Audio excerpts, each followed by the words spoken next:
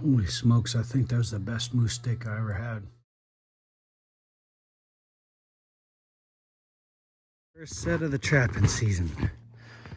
Just a very plain marten set, tapered such that the spring will hold it on, or hold the trap on the pole. Chain looped through the circle and wired on in addition. Grouse wing. If I plan ahead better, I'll put it on a swivel. A fishing swivel, little bitty, cheapest fishing swivel I can buy. Trapping buddy to set here. Got a lynx. I just got off the phone with him. He told me to take care of it. I call him trapping buddy because I don't ever see him except when we're out trapping. This tree here was broke off at the end there, and leaning up, the end of it was like 5 feet off the ground. It finally broke. Guess I have to figure something. Still processing. It's been cold. It's now gotten too cold to keep it hanging in the shop. A little bit of a heater going in there, trying to keep them from freezing too hard. This part's the shoulder part of the spine.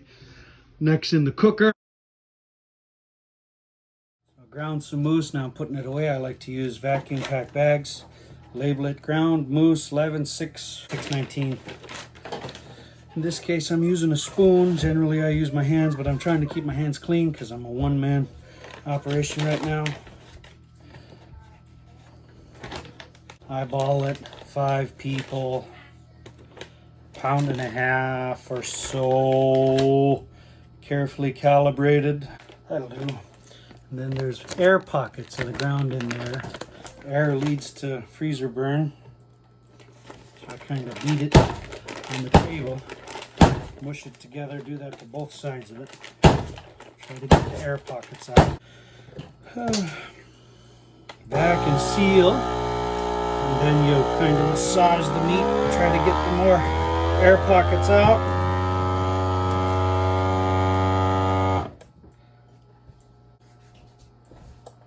While that's sealing, I grab my next bag. If you assembly line it where you stuff a bunch of bags and write on them and then seal them one right after the other, after the other, after the other, at least in my experience, you'll overheat the thing and have to stop. See how that's funny shaped? Flatten it out.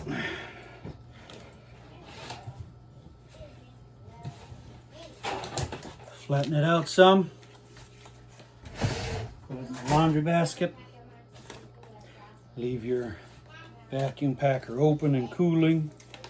Laundry basket it to the freezer.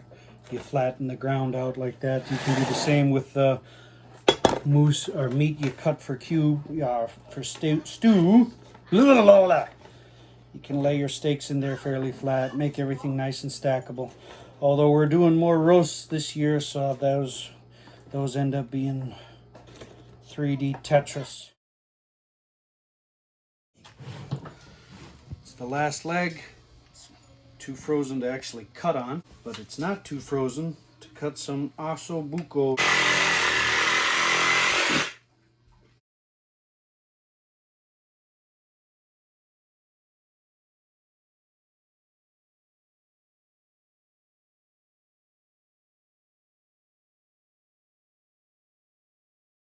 Minutes in the Instant Pot may have been a little long. It all fell off the bone just a little too easy. Things that'll make you happy you brought your chainsaw. Out trapping. Stopped on top of a ridge here. Been having to clear my trail. Having me a trapline lunch. Some tea and some bear hunter stick. This is where having one of these big old pigs is really a pain in the ass. It's so big and wide, the throttle's so far over there that when I try to side hill uphill to the left, I can't. I'm gonna fall into them trees. So I got my snow scoop. I'm gonna dig a trench on the uphill side and pile the snow on the downhill side so that this heavy ass pig doesn't fall downhill. Been meaning to put an auxiliary throttle on the left-hand side. That might solve the issue. But because I'm a procrastinator, I didn't, and this is what I gotta deal with now.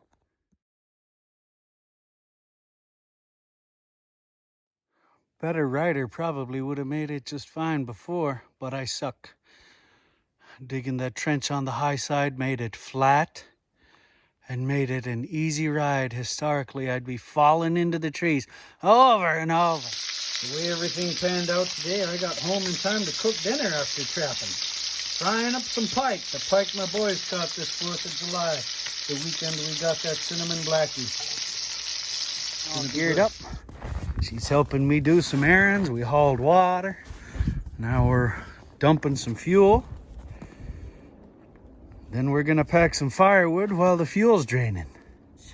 Push, push, push with your hands. Push, push, push, push. Really good till I turn on the camera. Yeah, good work. All right, push, push.